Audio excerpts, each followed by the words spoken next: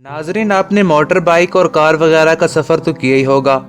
अगर रास्ते में हमारी बाइक या कार का फ्यूल ख़त्म हो जाए तो हमें बहुत टेंशन होती है।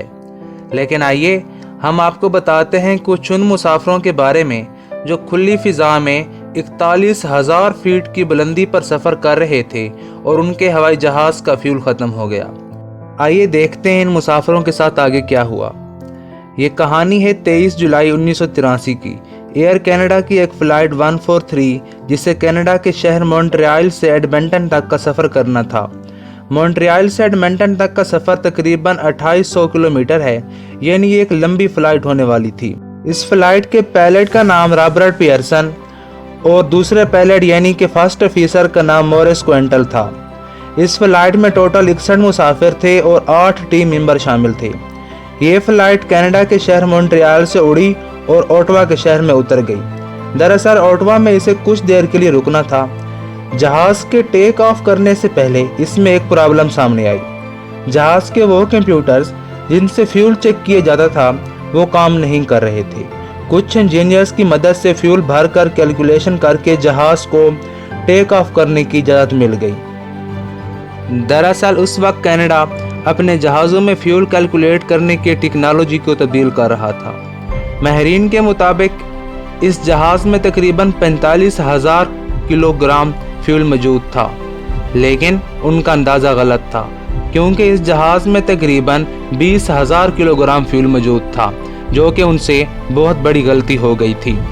अब ये फ़्लाइट तेज़ी से सफ़र कर रही थी, लेकिन जब ये फ़्लाइट 41,000 फीट की बुलंदी पर पहुंची तो जहाज़ ने एक वार्निंग जारी की।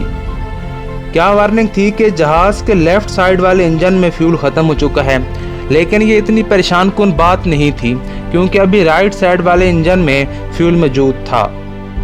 लेकिन थोड़ी देर बाद जहाज़ ने एक बहुत ही खौफनाक वार्निंग जारी की कि जहाज़ के राइट साइड वाले इंजन में भी फ्यूल ख़त्म हो चुका है। नाजरीन, अब इस जहाज़ के अंदर सारी लाइट्स ऑफ हो चुकी थीं, सारे कंप्यूटर्स काम करना छोड़ गए थे। अब ये जहाज़ हवा में सिर्फ एक खिलौना था। पायलट्स के पास अब सिर्फ एक ही तरीका था कि किसी तरह जहाज़ को ग्लाइड कराते हुए, यानी जहाज़ को ऐसे ही ज़मीन पर गिरते गिरते किसी करीबी एयरपोर्ट तक ले जा सके। लेकिन कुछ कैलकुलेशन करने के बाद पता चला कि ये नामुमकिन है। जहाज़ ग्लाइड करते हुए वहाँ तक नहीं पहुँच सकता। अचानक पायलट्स को एक ऐसे एयरफोर्स बेस का ख्याल आया जो कि यहाँ से बहुत करीब था, लेकिन ये एयरफोर्स बेस कुछ अरसा पहले बंद कर दिया गया था। जहाज़ यहाँ तक ग्लाइड करते हुए पहुँच सकता था।